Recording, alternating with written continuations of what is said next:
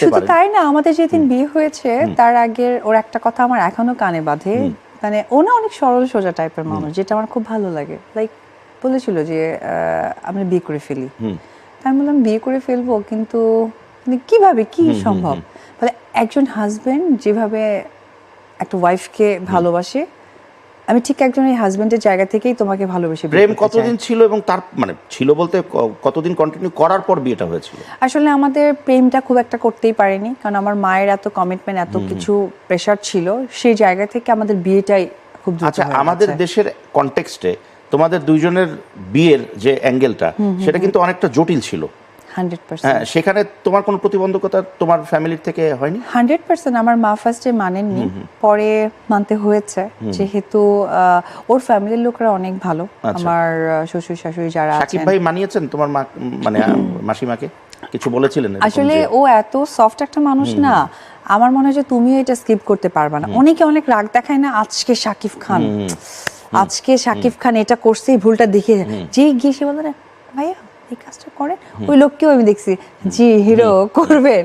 তো আমার মাও সেম ব্যাপারটা ছিল যে অনেক কিছু করবে, বাট যখন মানে শাকিবকে দেখতেন বা কিছু করতেন, মা পাগল হয়ে যেত, ওকে কি খাওয়ানো যায়, কি করতে পারে কি।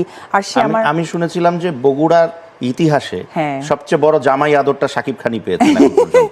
হ্যাঁ, এবং এটা সবচেয়ে বড় সাক্ষী ছিল চাষি আঙ্কেল। কারণ মানে ওর জন্য যে রান্না হয়েছিল, মানে আরেকটা চ্যানেলের লোকেরা অনেকে গিয়েছিলেন, তারা জাস্ট পাগল হয়ে গেছে। তো আমার মা চেয়েছে তাকে একদম সেই জামাই টানা, সেই সন্তানটার রূপে দেখতে, এবং সেও আমার মাকে, আমার দাদুকে, আমার দিদাকে অনেক ভালোবাসতেন, আমাদের পরিবারের সবাইকে। এবং আমার বোন, আমাদের এমনও হয়েছে যে রেডিসন হোটেল যে আছে, আমার যে বোনের হাজবেন্ড, তার সাথে তার খুব ভালো একটা খুনসুটি ছিল। কোথাও আমরা ঘুরতে গেলে ও আগেই রুম বুকিং করতো দুটো। তারপরে আমার মনে আছে আমরা যমুনা, হচ্ছে গিয়ে আমাদের যে যমুনা ব্রিজটা আছে ওর পাশে যে যমুনা আইল্যান্ডে একটা রিসর্ট আছে, সেই রিসর্টেও আমরা বেশ ঘুরতে গিয়েছি শুটিং এর ফাঁকে ফাঁকে। এই যে এত সুন্দর সম্পর্ক, এত এত বিউটিফুল বিউটিফুল মোমেন্টস, সেগুলো যখন হঠাৎ করে একটু হলো ব্ল্যাঙ্ক লাগে, যখন ব্ল্যাঙ্ক চোখের সামনে যখন একটু খালি পাই আমরা, তো ওই অনুভূতিটা আসলে কিরকম লাগে?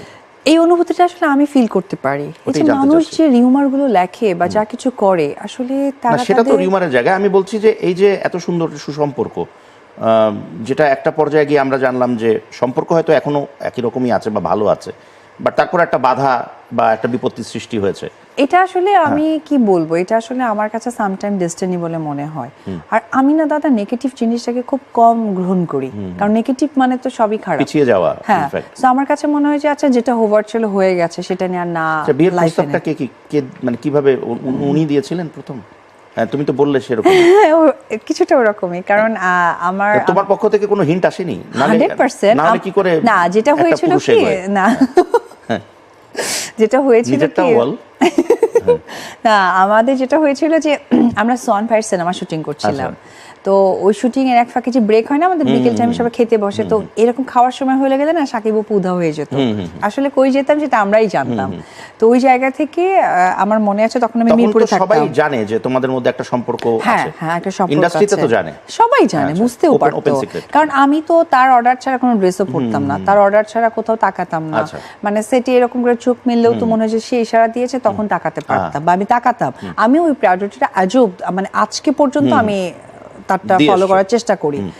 তো সেই জায়গা থেকে যেটা হয়েছিল, আমি মিরপুরে থাকতাম, মিরপুরে যে শাহালি মাজারটা আছে এবং ওইদিকে যে একটা রোড আছে, ওইখানে গিয়ে তার তখন একটা হেরিয়ার গাড়ি ছিল ব্ল্যাক কালার, সেই হেরিয়ার গাড়ির মধ্যে সে আমাকে কথা দিয়েছে এবং আমরা নেক্সট শুক্রবারে বিয়ে করে ফেলবো, তুমি রাজি কিনা?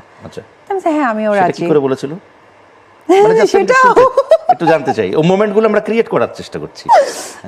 আসলে আমি একটু হয়ে যাচ্ছি, লাইক সে আসলো, আর আমাদের কমন একজন ভাই ছিলেন মামুন ভাই, মামুন ভাই ছিলেন তার সাথে গাড়িতে। আর আমি ন্যাচারালি মাকে বললাম, মা আমার কিছু জিনিস কিনতে হবে, আমি একটু বাজারে যাব। তো ওই কথা বলে আমিও আমার গাড়ি নিয়ে বের হলাম। বের হয়ে ঠিক আমরা ওই যে আশুলিয়া রোডটা যে আছে, ওই রোডে আমরা দাঁড়ালাম, তার গাড়ি দাঁড় করানো, আমিও গেলাম যথারীতি আমার গাড়ি থেকে নেমে তার গাড়িতে উঠলাম, আর তার গাড়ি থেকে মামুন ভাই নেমে গিয়ে আমার গাড়িতে উঠলো। তারপরে সে তো খুব সফট কথা বলে, প্রথমে বললো যে আমরা বিয়ে করতে চাই। তার সে আমিও তো করতে চাই। তাই বললাম যে তুমি যে আমাকে বিয়ে করতে চাও, তুমি তো এখন অনেক বড় নায়ক হতে যাচ্ছ, নায়কের কাজ করছো, তুমি তো আমাকে প্রপার টাইমটা দিতে পারবা না, বা আসলে বিয়ে করার জিনিসটা ঠিক হবে কি না।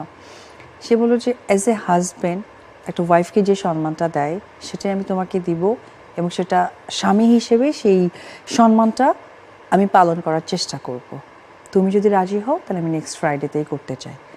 তাহলে আচ্ছা ঠিক আছে। তো আমাদের ওটা 2008 সালের 18ই এপ্রিল আমাদের বিয়ে হয়েছে। আচ্ছা, মানে যে নেক্সট ফ্রাইডে বলা হয়েছিল সেই নেক্সট ফ্রাইডেতেই হয়েছিল। আচ্ছা, ওকে। এবং বিয়ের সময় কে কে মানে উপস্থিত ছিল? উপস্থিত ছিল রাজসাক্ষী। রাজসাক্ষী বলতে গেলে আমার মেজো বোন, আর ওর সাইড থেকে ছিল হচ্ছে মনির ভাই একজন আছে, তার সাথে থাকেন, আর কাজিনও ওর, আর হচ্ছে আমাদের উকিল বাবা যে সেটা হচ্ছে মামুন ভাই ছিলেন, আর আমার লেহেঙ্গাটা কিনেছিল ভাসাভি থেকে, আর আমার ডায়মন্ডের সেটটা কিনেছিল ডায়মন্ড ওয়াল থেকে। তো লেহেঙ্গাটা ছিল খাটের নিচে। ওই দিন আমার শ্বশুর শাশুড়ি আবার আমার যে ফুপাতো মানে ভাই আছে, মানে ওর ফুপাতো ভাই, তার মেয়ের হচ্ছে বার্থডে ছিল সেদিন, বাসার সবাই ফাঁকা ছিল, অ্যান্ড আমরা সেই ফাঁকে তার বাসাতেই, গুলশানের বাসাতেই 5 তলায় তখন থাকতো, সেখানে বিয়ে করেছি।